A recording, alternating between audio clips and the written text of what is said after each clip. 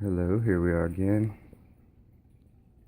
I just kind of was thinking about this things that matter, things that we get caught up in, but you guys know this tank isn't exactly an aquascape. I mean, it's okay, but I'm low tech and everything that I do is pretty much backwards from what most people in a hobby probably would do.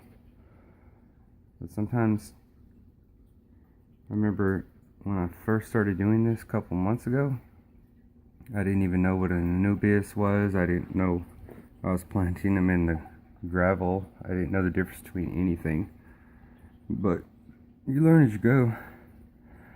And well, shout out to H2O Plants again, because I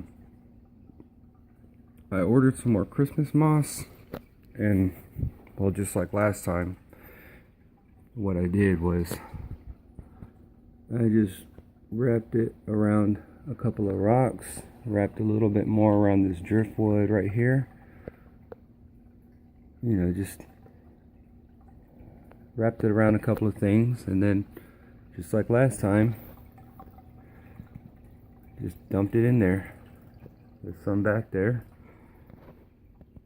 I've been throwing some in here. If I find some out in the front here, I just kind of toss it in there.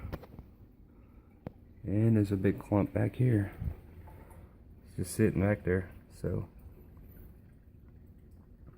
I know people say, careful with Java moss when you get it. Once you get it, it's going to take over your tank. Well, it doesn't take over my tank.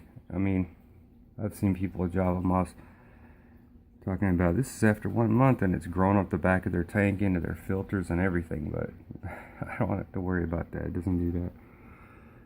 This was from H2O Plants.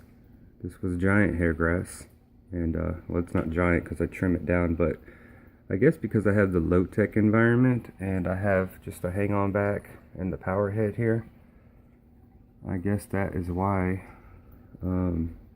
grass will grow, but it won't spread. Like, there's another piece right there. It grows.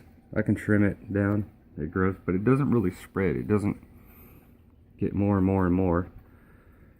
Now this dwarf sage that I got from them finally started making runners. There's a runner right here by the snail, and there's a runner right there. So it did make some runners. There's my little cories. My cories are still doing good. I did lose one a while back, but he had his barbell, like his little mustache, looked swollen, and I had treated my tank and everything, but I'm not sure what happened. But I mean, usually when you get about 6 to 8 fish, I mean, something's bound to trip out and lose, maybe one of them. Little babies are still doing good. They're starting to get their little Mickey Mouse now. They're actually starting to bicker and knock each other out of the way, like territorial. A really good thing here, talking about H2O plants, is I got this dwarf 4-leaf clover from them, and I'd finally trimmed all those ugly stems down, the last few, and these little guys have just really gone all over the place. They're really nice. And I was getting nothing but the paw prints at first, but now that there's no stems and nothing left, instead of paw prints, I'm starting to actually get these. They're not opening up into paw prints anymore. So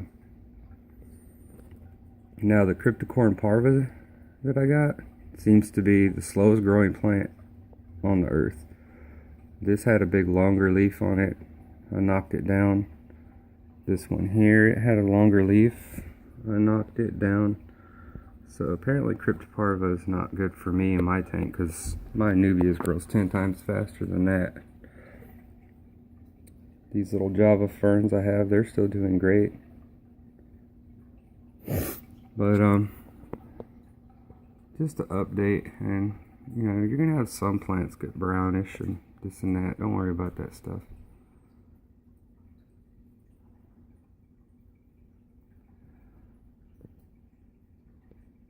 I thought my recording was about to run out, but I guess not.